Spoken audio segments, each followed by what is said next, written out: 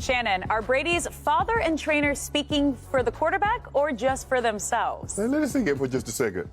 This man spent 20 years, and what he could muster up, I had a great time.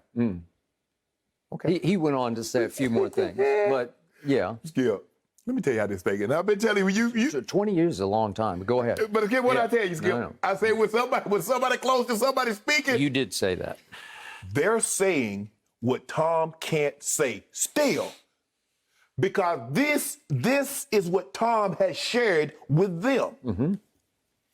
When Giselle said Tom can't throw and catch the ball, don't think Tom has not said on a given night, laying in bed next to his wife, baby, I can't throw it and catch it. And when she got upset, they lost that game. She did. She said what that. She say, Skip? That. He can't throw and catch it. Yep. So what Brady's dad... That was the second Eli Super Bowl. Yes, that was the one in Indy. Yeah. What Tom Brady Sr. said, what Guerrero said, are things that Tom Brady has verbalized to them. Normally, Skip, if the quarterback is obviously Brady was a 6th-round pick, so doesn't have the cachet of the Peyton Manning that came in as the number 1 overall draft pick. But once that guy wins the Super Bowl, there's a certain level of respect and a certain level of reverence that he gets inside that locker room and inside that organization. Well, you would like to think. But Coach Belichick said no. So Tom said, you know what? I'm going to do it again. You know what I'm going to do? I'm going to get three of these things in 5 years. And then I know he's going to treat me like the man that I am. He's like, well, wait a minute. Well, maybe it's because I'm still in my 20s. Maybe if I settle down, I get me a wife. You know, so I got 3 Super Bowls. I got a wife. I got kids. I know damn well this man ain't finna still treat me like a kid. Baby, he still treat me like, Dad, can you believe this? That this man yelled at me, called me out in front of my teammates after what? He still... Winning cures all. No, it doesn't. Winning will Band-Aid and mask a lot of things. And eventually, if you got an 8-inch gash, you can put a gauze on, apply pressure. But sooner or later, you're gonna have to treat it. He kept treating Tom like that. But Skip, that's the way he feels. Coach Belichick feels the only way that he can keep his thumb on that team is to treat everybody the same. No matter how accomplished, he treats Tom Brady, the best guy in that locker room, just like the 53rd guy. And Tom says, you know what? I can't do this anymore. I deserve better. So don't think for 1 second. Shannon, I'm telling you, I feel very, very comfortable. I'm willing to stake my reputation that Tom Brady has shared what they said with them. And though Tom can't say it, Skip, because he's still like, but I can't believe Tom would say that. He got people say, Tom said, I got people that love and care about I got people that love and care and protect me.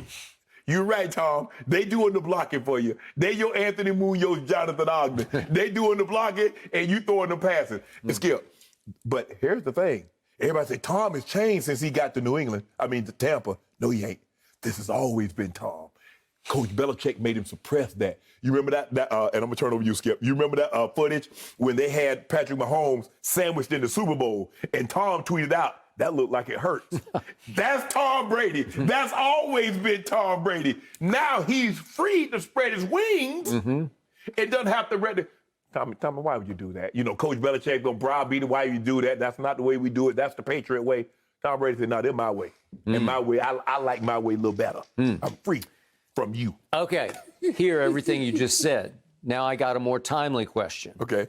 Do you believe that Brady Sr., who did an interview with Boston TV, actually, but it was a phone interview, do you believe Brady Sr. this week and Alex Guerrero, the trainer, this week, let Tom know that they had been requested to do interviews? Yeah. Obviously, Guerrero did the Boston Globe, right? Did they let Tom know, hey, I have a request. Are you okay if I do this interview? Yes. And furthermore, do you think they went so far as to say, are you okay if I tell the truth about Belichick? Yeah, of course. Okay? Of course.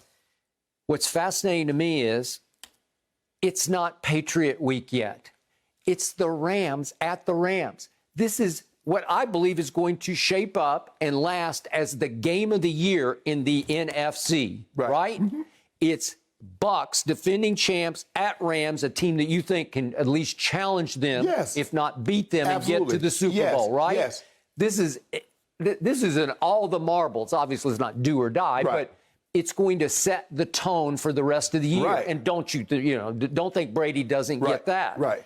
Yet the inner circle's focus is on a week from Sunday, because for them, that's the game of the year times 10. And don't think that guy that's playing this week on Sunday in the game of the week on Fox, don't think his focus isn't a week from Sunday. All right. So do you believe, Mr. Hall of Famer, that Brady is going to be slightly distracted as he tries to prepare for the Rams with half a mind in Foxborough? You don't think so? No, he laughing. He's like, I love this. Nigga, I love this right here. Because, right now, Skip, he's like, theoretically, we don't know Brady said that. That's just them speaking on, what they surmised was the difference, what was the problem that caused the conflict. Okay. But Tom was like, yep. Okay, what I Couldn't say it better believe, myself. to use your analogy, the 8-inch gash in his forearm, it remains open. Yeah, it is an open wound that has festered. That winning couldn't cure. Could not cure. But he was driven to win a Super Bowl in year one during the pandemic with a torn MCL and a 7-9 team from the year before called the Succaneers, the most historically bad franchise in all of sports. He did that. Right. And now, if you want to go gloat, that's what he's doing. Right, He is of course. gloating. Yes. He is rubbing it Yes. in. And he actually, during Rams week, is fine with the two key members of his inner circle, his father and his longtime best friend trainer. I mean, this is like his personal assistant trainer. He already knew what they were going to say. So when they asked Tom, did you hear what your trainer, Alex Guerrero, said? No, what did he say? Tom, did you hear what your dad said on the radio? No, what did he say? I already know what they said. Okay.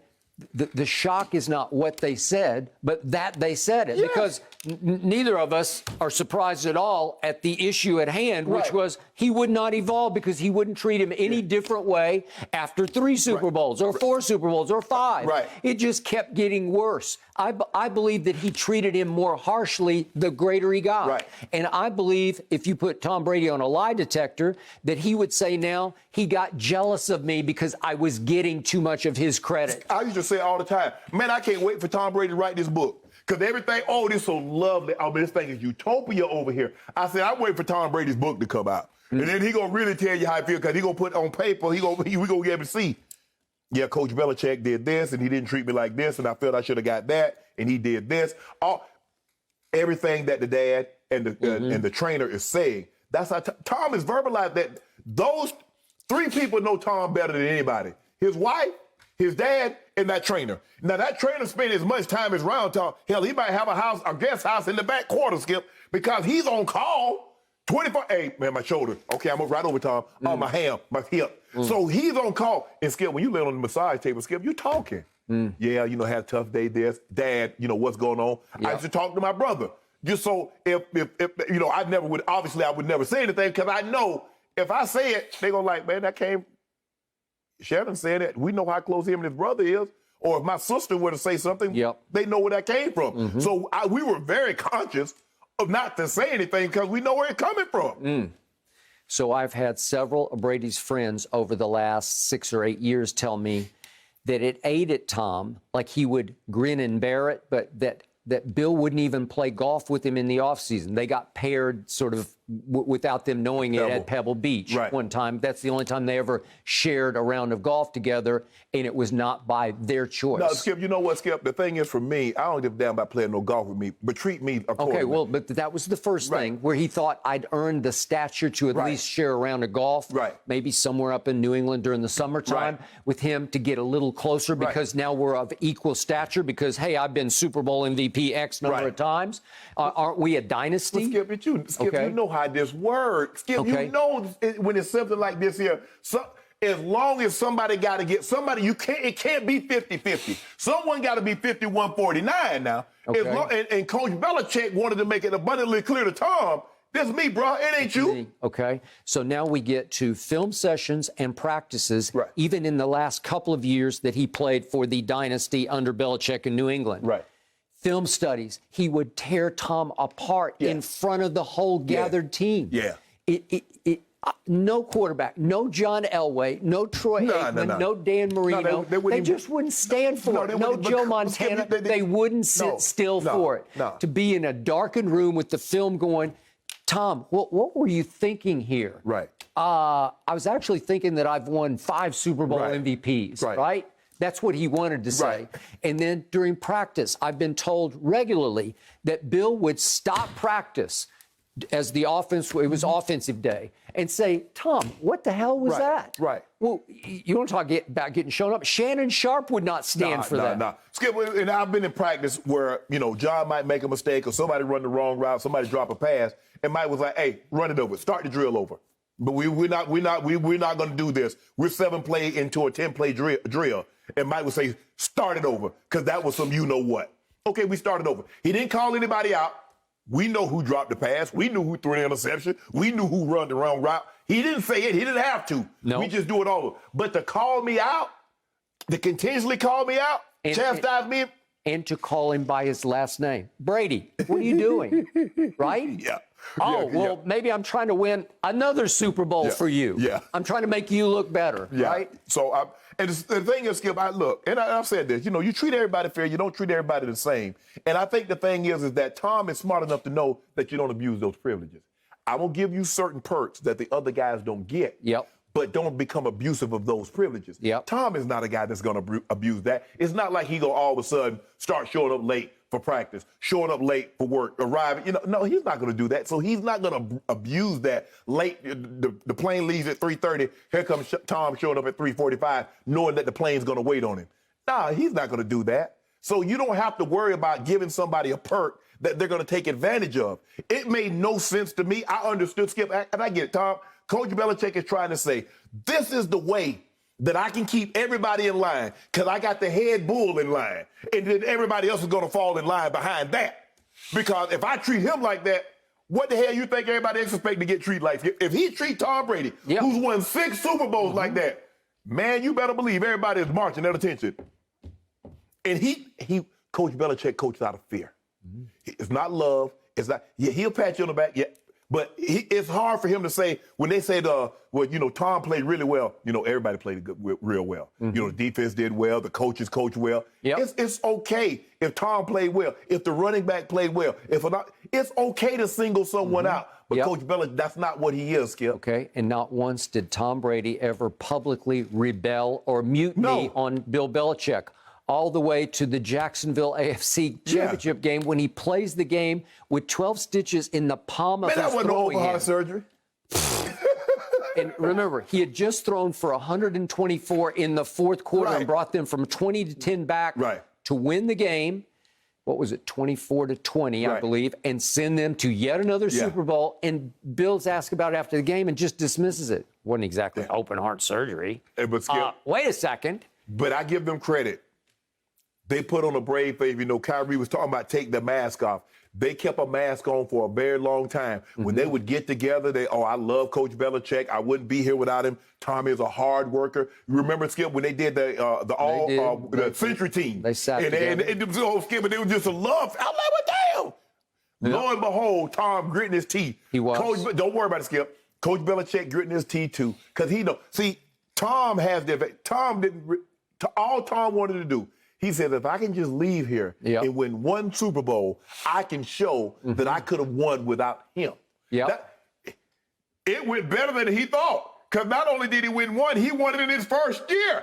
And has lined up to possibly win another. Do you remember the old saying, don't get mad, get even? Yes. He is getting even. He is on a revenge tour that ends in Foxborough a week from Sunday. Right? Tom said, I ain't gonna get mad, I'm gonna get ahead. You get even. Because even that would mean I'm ahead of you. I'm ahead right now. Because right now the score is 7-6. I don't know who's keeping score, but I'm just saying the score is 7-6. Super Lombardi. I got 7, you got 6. My only surprise is that he allowed them to do these interviews this week instead of saying, why don't you just hold off until next week? I keep telling you, that's not who he is.